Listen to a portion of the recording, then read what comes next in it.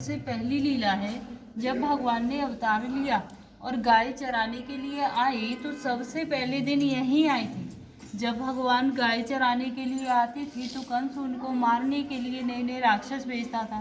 कंस ने एक राक्षस भेजा था भक्षासुर, जो कंस का चचेरा भाई था। वो आया गाय के बछड़े के रूप में और जाके भगवान की गायों में मिल गया। भगवान ने देखा यह तो कोई राक्षस है, तो भगवान ने उसका वध कर दिया। तो ग्वालवाल कहने लगे, कन्हैया तूने गाय के बछड़े की हत्या कर दी, तू गौ हत्यारा हो गया, तुझे सभी तीर्थों का स्नान करना होगा। तो ठाकुर जी ने सभी तीर्थों को यहीं पर बुलाया।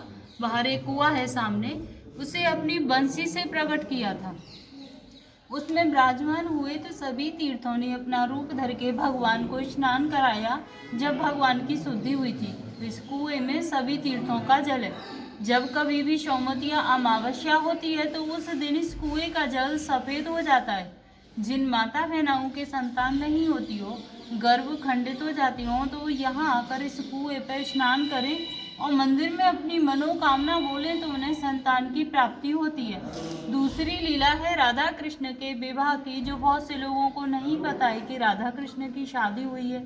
पता इसलिए नहीं है कि ज़्यादातर लोग भागवत सुनते हैं और भागवत में इसके बारे में कोई जानकारी है नहीं, क्योंकि भागवत में तो राधे जी का नाम ही नहीं आता है।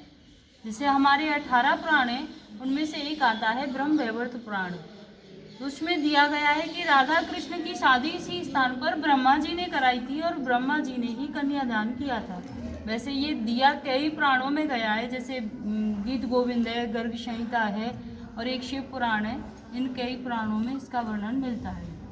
तो ब्रह्मा जी ने कन्यादान किया था। जो हमारे हिंदू रीति में जो विधि होती है वो सब पूरी हुई थी, जैसे वेद मंत्रों की, हवन की, फेराओं की। लास्ट में विधि होती है मांग में सिंदूर भरने की। जब तक सिंदूर नहीं भरा जाता शादी मान्य नहीं होती है। तो यहाँ पर आप सभी ध्यान से दर्शन करना, यहाँ उसी छवि के दर्शन है। यहाँ पर ठाकुर जी राधा रानी की मांग में सिंदूर भरते हुए, हाथ दिखाई दे रहा है ना, राधा रानी के मुकुट के ऊपर हाथ है और ऐसे चुटकी बनी हुई है। ये पूरे संसार में एक ही मंदिर है जहाँ भगवान के ऐसे अद्भुत शादी के दर्शन यहाँ पर होते हैं। नहीं तो जहाँ कहीं भी दर्शन करोगे बंसी बजाते हुए करोगे। यहाँ पर ठाकुर जी के हाथ में बंसी नहीं है।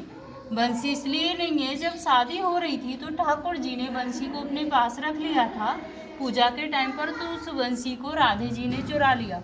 तब से हमारे यहाँ पे आज भी एक प्रथा है कि जब लड़का लड़की की शादी होती है तो वहाँ मंडप के नीचे से लड़के की एक चीज़ चुराई जाती है ना, जूते चुराए जाते हैं। तो भगवान ने तो जूते पहने ही नहीं थे, तो जूते चोरी कहाँ से होते।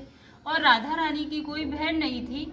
जहाँ शादी हुई थी वह भी देवताओं के मध्य में हुई थी, तो वहाँ पर सखी भी कोई मौजूद नहीं थी। इसलिए राधा रानी ने स्वयं भगवान की बंसी को चुरा लिया।